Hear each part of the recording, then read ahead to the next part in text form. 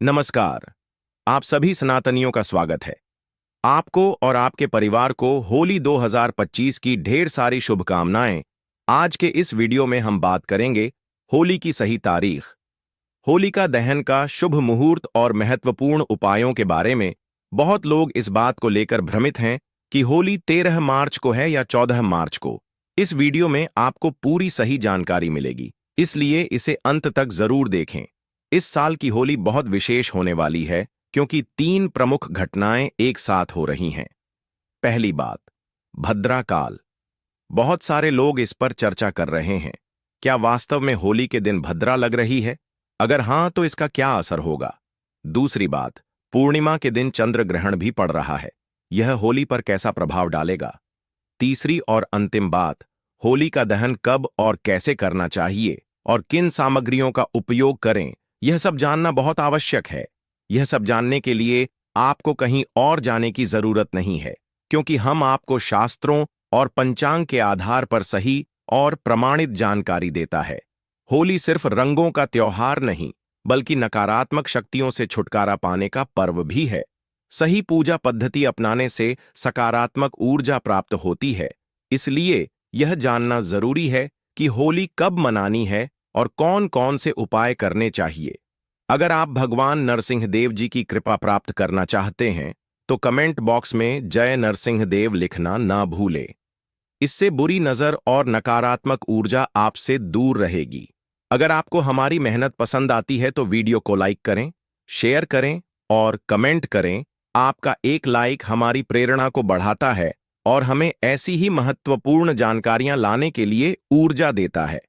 अब बिना देरी के जानते हैं, फाल्गुन मास की पूर्णिमा किस दिन है और होली का दहन किस शुभ मुहूर्त में किया जाना चाहिए।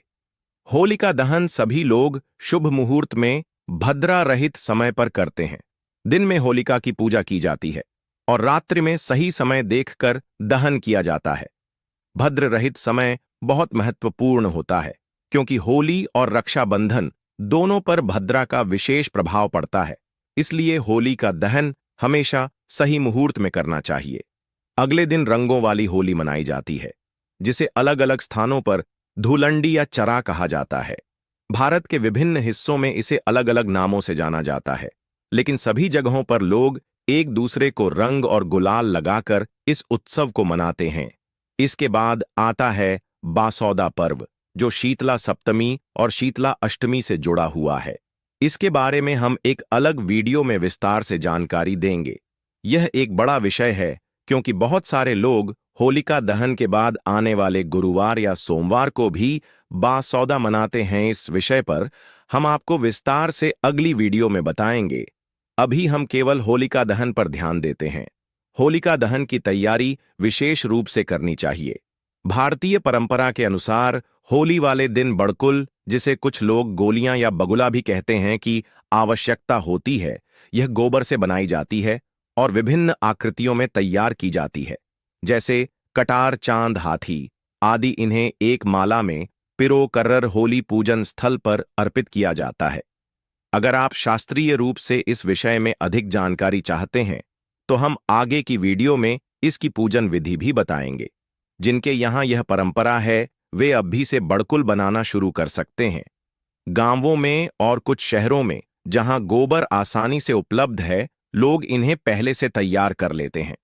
दोस्तों, अभी तक हमने इस पर वीडियो इसलिए नहीं बनाया क्योंकि इसकी आवश्यकता कम लोगों को होती थी। लेकिन यदि आप जानना चाहते हैं कि बड़कुल कब से बनाए जाते हैं, कैसे बनाए जाते हैं और क्या-क्या सामग्री चाहिए, तो हमें जरूर बताएं। आजकल जो लोग शहरों में रहते हैं, उनके लिए हम बता दें कि बड़कुल आसानी से मिल सकते हैं। आप इन्हें किसी भी ऑनलाइन प्लेटफॉर्म से मंगवा सकते हैं। किसी विशेष प्लेटफॉर्म का नाम लेना उचित नहीं होगा। होली का पूजन के लिए आपको सूर्योदय से पहले उठकर स्नान आदि कर लेना चाहिए। पूजन से पहले सारी सामग्री एकत्र कर लें। सामग्री में बड़कुल की माला, हल्दी, कुमकुम, अक्षत जल से भरा 1 लोटा कच्चे मूंग बताशे और तिलक के लिए हल्दी या कुमकुम, जो भी आपकी परंपरा में हो, शामिल करें। अब पूजन की विधि इस प्रकार है।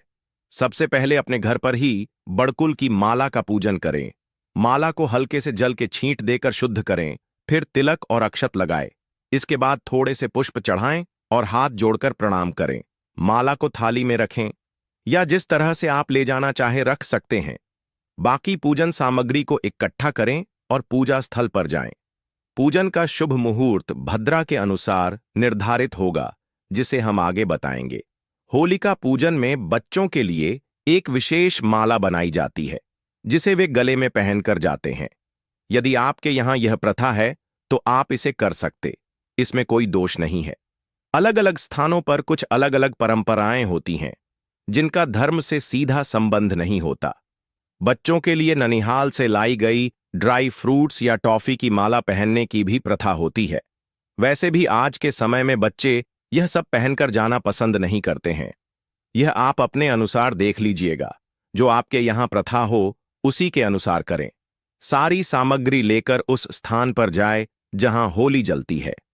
आपके क्षेत्र में लकड़ियों की होली पहले से बनी होगी। वहां पहुंचकर सबसे पहले जल के छींट दें, फिर हल्दी कुमकुम और अक्षत अर्पित करें।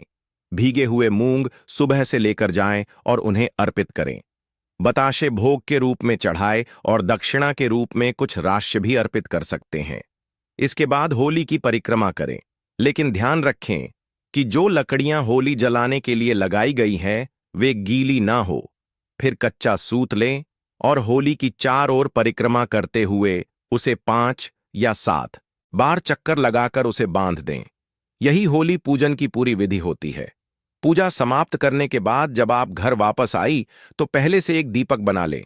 दीपक करवाओ वाले आकार का होना चाहिए और आटे से बना हो तो उत्तम रहेगा।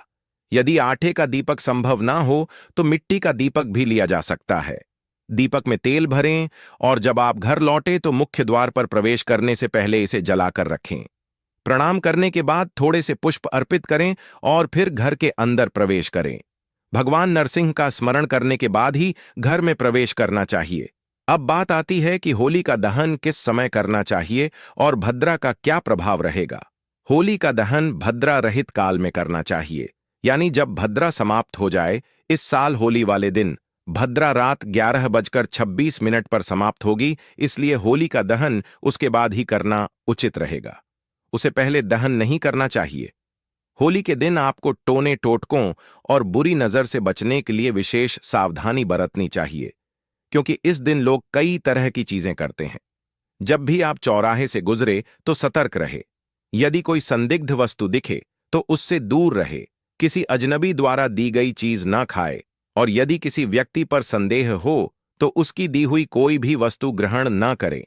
इस दिन आपको कर्ज नहीं लेना चाहिए और ना ही किसी को उधार देना चाहिए। साथ पवित्रता का विशेष ध्यान रखें और ब्रह्मचर्य का पालन करें। किसी भी प्रकार की बुरी संगति या अनैतिक कार्यों से दूर रहे। रात को होलिका दहन के समय यदि संभव हो तो गेहूं की बालियां साथ ले जाएं। परंपरा के अनुसार होलिका में गेहूं सेक कर अगले दिन प्रसाद के रूप में परिवार के सभी सदस्य उसे ग्रहण करते हैं। होलिका दहन के दिन कुछ उपाय भी किए जाते हैं। यदि आप इस दिन भगवान हनुमान जी को जो चढ़ाते हैं तो इससे हनुमान जी की कृपा प्राप्त होती है और घर की आर्थिक समस्याएं दूर होती हैं। किसी भी हनुमान मंदिर में जाकर यह उपाय कर सकते हैं, जिससे उत्तम फल प्राप्त होगा। जब होलिका दहन हो जाए तो अगले दिन प्रातःकाल होलिका की राख लेकर आई, इसे लाल वस्त्र में बांधे और उसमें एक श्री यंत्र चांदी के कुछ सिक्के और अन्य शुभ वस्तुएं रखें। फिर इस पोटली को अपनी तिजोरी में रख दें। इससे आर्थिक समृद्धि बनी रहती है। होलिका दहन की राख सुबह सवेरे यानी भोर में ही ले आनी चाहिए। ऐसा नहीं कि सूरज निकलने के बाद जाए, बल्कि अंधेरे में ही इसे लाना चाहिए। इस राख में स्फटिक की माला, श्री यंत्र और चांदी के कुछ सिक्के रखें। फिर इसे लाल रंग के कपड़े में बांधकर तिजोरी में रख दें। इससे घर में कभी धन की कमी नहीं होगी। एक और उपाय है कि होलिका प्रज्वलित होने के बाद 11 उपलों की माला तैयार करें। उपले छोटे भी हो सकते। इसके साथ पान सुपारी और एक नारियल ले। इन सभी चीजों को होलिका में अर्पित करते हुए अपनी मनोकामना कहे, ताकि जीवन के संकट समाप्त हो जाएं। जब यह चीजें जलकर राख हो जाएंगी तब आपके कष्ट भी दूर हो जाएंगे। इन सामग्री को पहले अपने ऊपर 7 बार घुमाकर उतार लें और फिर होलिका में डाल दें। यह मान्यता है कि इससे जीवन के संकट झलकर राख हो जाते हैं और एक नई शुरुआत होती है। उपाय करके देखें, इससे लाभ मिलेगा। एक और महत्वपूर्ण उपाय है कि होलिका दहन के दिन एक सूखा नारियल ले, उसमें काले तिल, लौंग और थोड़ी पीली सरसों डालें। इसे अपने सिर के ऊपर से 7 बार उतारें और फिर जल्द होली में डाल दें। यह उपाय करने से यदि किसी ने टोना टोटका किया हो, नजर लगी हो या कोई नकारात्मक ऊर्जा प्रभाव डाल रही हो, तो वह दूर हो जाती है। मानसिक परेशानी भी इससे कम होती है।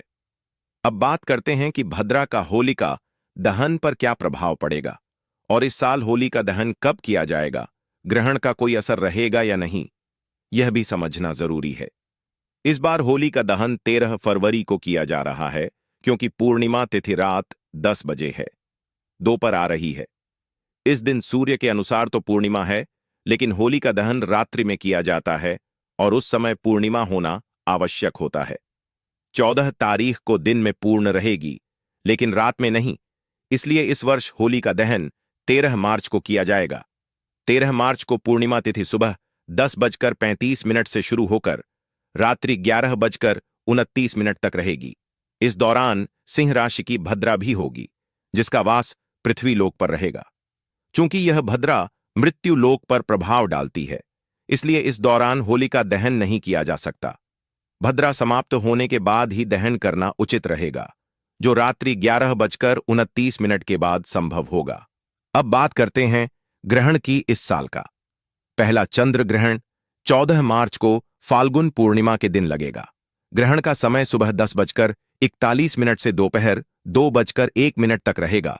चूंकि होलिका दहन 13 मार्च को होगा, इसीलिए इस ग्रहण का उस पर कोई विशेष प्रभाव नहीं पड़ेगा। अब जानते हैं होलिका दहन का शुभ मुहूर्त। साल 2025 में होली का पर्व 13 और 14 मार्च को मनाया जाएगा। होली का दहन 13 मार्च 2025 गुरुवार को रात्रि 11:26 से 12:30 तक किया जाएगा, जो लगभग 1 घंटा 4 मिनट का मुहूर्त रहेगा।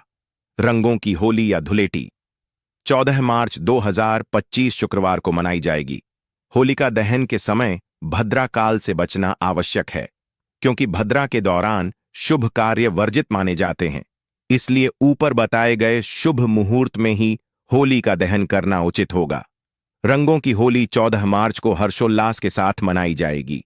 इस दिन लोग एक दूसरे पर रंग और गुलाल लगाकर खुशियां बांटते हैं। तो दोस्तों, हमारे द्वारा दी गई यह जानकारी आपको कैसी लगी,